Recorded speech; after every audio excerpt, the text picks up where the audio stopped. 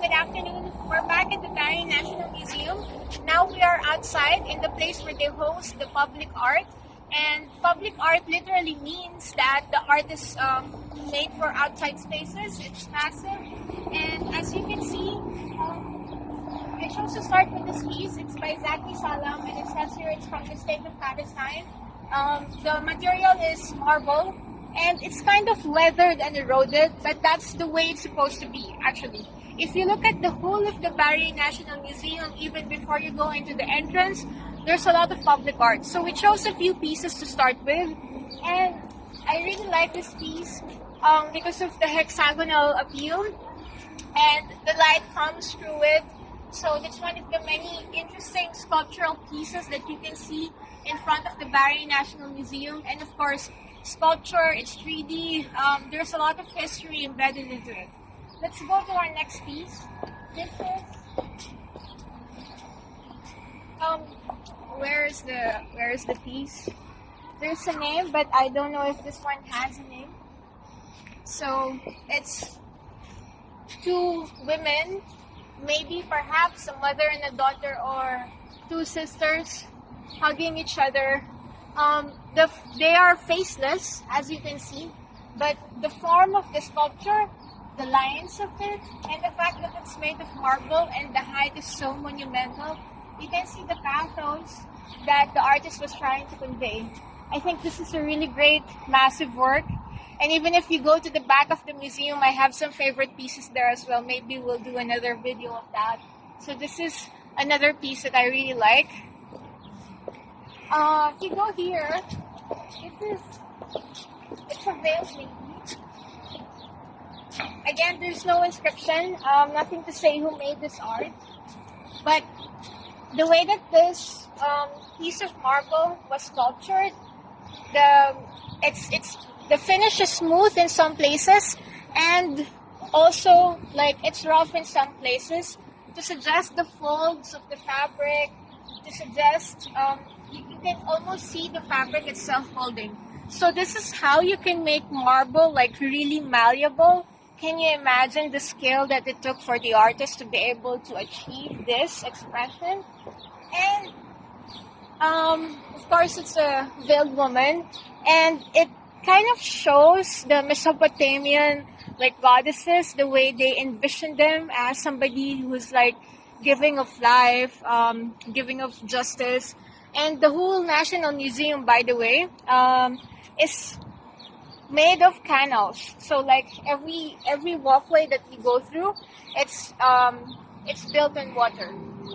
Maybe that has something to do with the permanent exhibition which is inside the building, which talks about the story of Gilgamesh and how Gilgamesh founded the land of Dilmun, which they say is Bahrain. So that's another piece that I really like.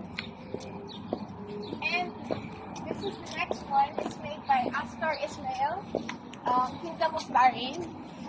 It's a massive piece, and it shows a woman holding a basket, maybe a bread basket, and you can see a very calm expression on her face. It's very, I like it. It really shows, the how people picture the mother to be not a breadwinner, but like somebody who makes the daily bread, somebody who makes sure that people are eating, they have enough. So this is a very nice, calming sculpture, and it's massive as well. So this is one of my favorite pieces in the outside of the Bahrain National Museum. Then let's go to another of my favorite pieces. This. There's no inscription, but it says here F Daga MMIX. And literally, again, one of the Assyrian winged goddesses. I'm reminded of Nike, the goddess of victory. The whole posture of this lady or this goddess suggests victory, justice triumphing over evil, or something like that. And you can absolutely see the skill of the sculptor, the folds of the marble that suggest the folds of the fabric, the stance. The lady or the goddess is not standing upright, but in a rather curved position. And it's hard to do that on marble. Actually, it's hard to do that on paint, but even more so on marble. And sculptors really take the time to be able to create something of value, to be able to create pieces that speak to the public. So there's a lot of public art in the Bahrain National Museum. I invite you to just go and explore it. And this is another of the pieces that I liked.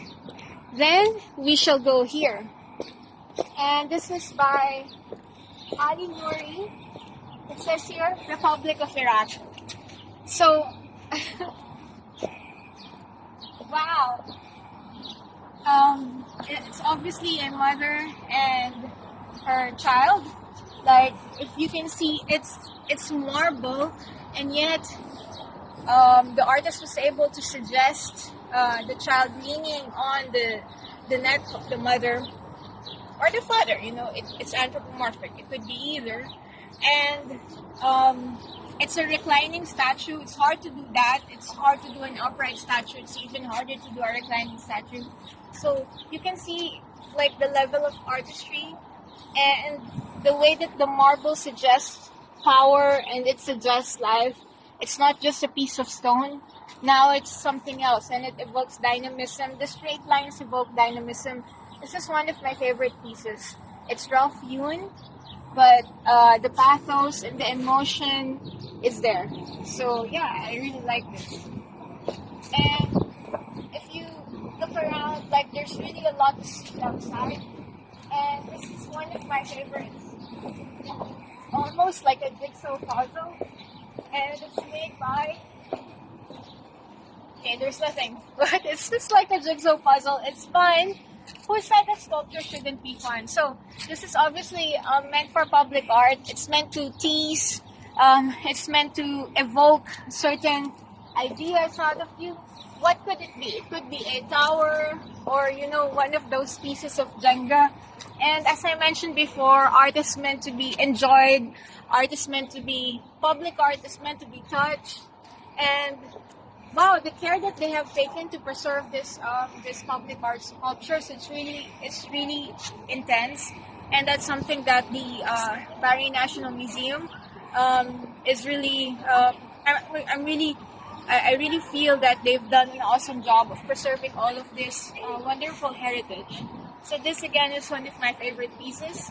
And I'll go to another one of my favorite pieces here. It's hard. There are a lot of them actually. So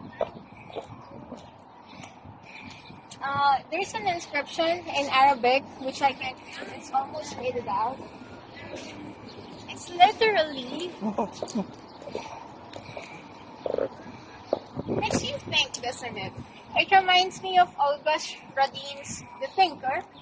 Not because it's the same, like August Rodin's The Thinker is also a massive piece, but a man is depicted as doing this and with his legs crossed.